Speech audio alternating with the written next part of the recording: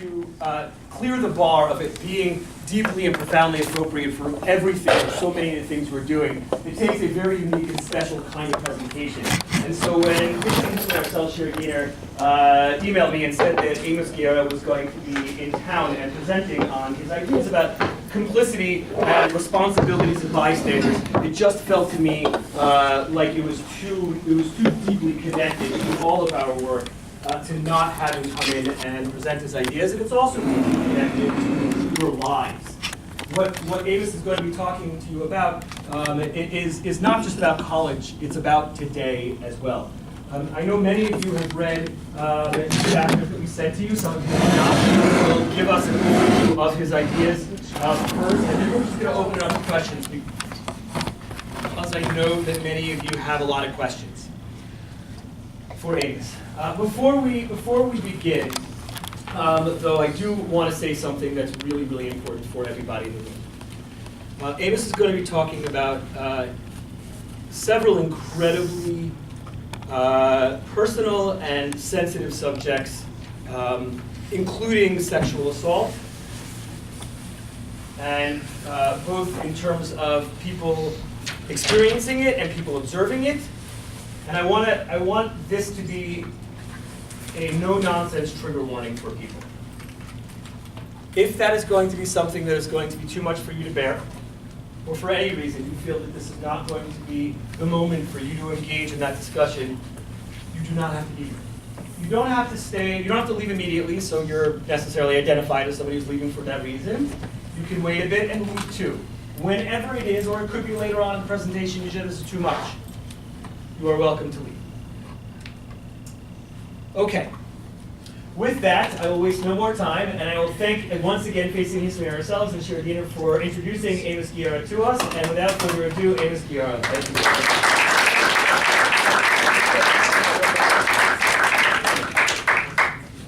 Is it all right if I sit? Good morning. Good morning. Good morning. So I understand we have exactly 40 minutes to talk about a really fun topic, which is the complicity of the bystander. But 3 words about how I got to this. I was raised in Ann Arbor, Michigan. I don't know, I saw you guys have Missouri. Thanks for listening. We all go to college. Are any of you going to Michigan? All right, go blue. Are there any Ohio State people here? Say no. Any Notre Dame people? No. I was raised by 2 Holocaust survivors. I'm an only child. When I was 12 years old, my father took me canoeing and said to me, in 1 minute, I'll tell you my story, and in 1 minute, I'll tell you your mother's story. And this is the first and last time we'll ever have this conversation. So that's what happened. And I came home, and the only person I had to talk to was the family dog. And I said, dog, we got a problem here. And my parents said what they meant. They meant what they said. The word Holocaust was never mentioned in my house growing up. I went to Kenyon College, and there I had a Christian mentor whose wife, like me, was an only child, and whose wife, like me, was the only child of 2 Holocaust survivors, and like me, knew nothing about the Holocaust. And my Professor Evans said to me, Amos, you need to come to grips with your Jewishness, Judaism, Holocaust, all that stuff. And I said, I think that's a great idea. What do I do? He said, why don't you write an honors thesis about the Warsaw Ghetto Uprising? And I said, I think that's a great idea. Full stop. What the hell is the Warsaw Ghetto Uprising? Not to my credit. It just shows you how incredibly, abysmally ignorant I was. I came home and I said to my parents, hey, Professor Evans says I should write about the Warsaw Ghetto Uprising, expecting some positive reaction. My mother looked at my father and said, quote, it's time for dinner, end of quote. So they meant what they said. Fast forward, for the sake of time, 7 years ago I was training for the Salt Lake Marathon. I don't know how many of you do marathons and run. So, you know, I was on one of those endless 20-mile runs with my running partner, not Jewish. We were just killing time, which is what you do when you train for a marathon. And she says to me out of the clear blue sky, to this day, I don't know why, but she said to me, how did this being the Holocaust, how did this happen? I said, you know, I don't know. And this was on a Saturday morning, and Saturday afternoon, I decided that at the age of 55, I'm almost 62, at the age of 55, I decided that enough was enough. And that I had to become autodidactic. I had to teach myself about the Holocaust. And the only way I know how to do things, because I'm an academic, is you read. And the more you read, the more you read, and the more you read, the more you read. And I realized there was one issue in the Holocaust that had been largely unaddressed, and that was the bystander. And I have become, in polite English, I've become focused on the bystander, and in polite English, I have become absolutely obsessed about the bystander. And I realized that this was an issue that not only was relevant 75 years ago in the Holocaust, but is extraordinarily relevant in society today. The whole question of what duty do you owe me if you see me in peril? If I have now fallen here, what do you do? Do you go to your next class, or do you do something?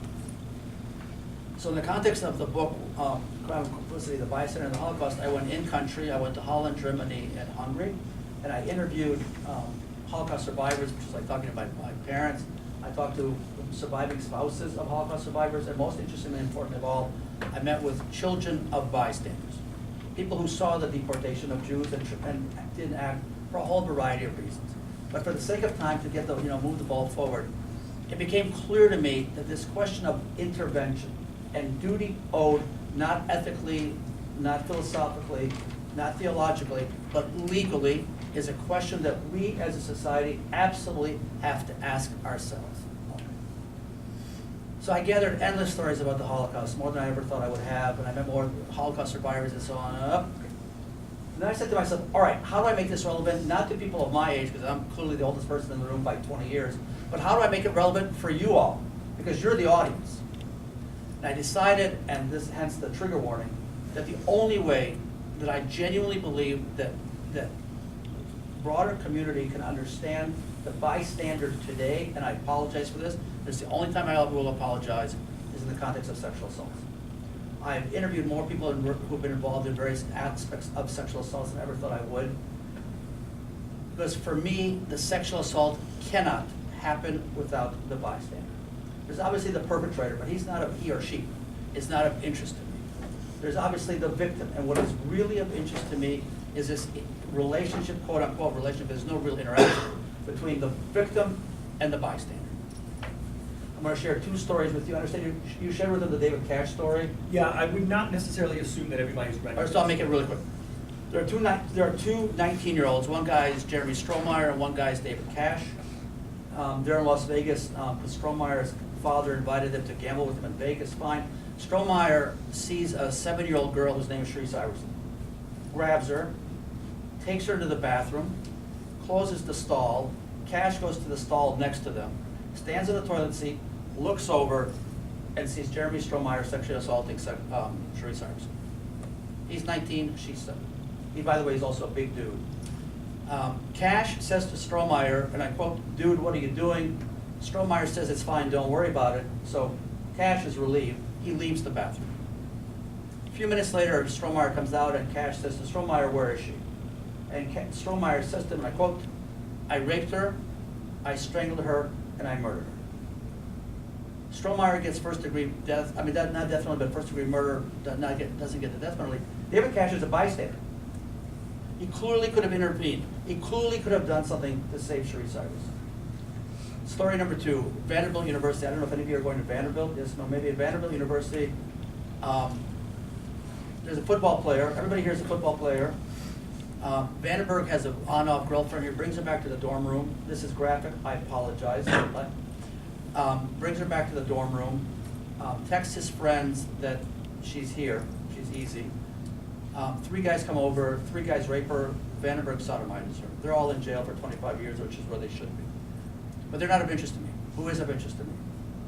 Vandenberg has a teammate, roommate, a guy named Prelo, who's sleeping on the upper bunk. He's not sleeping.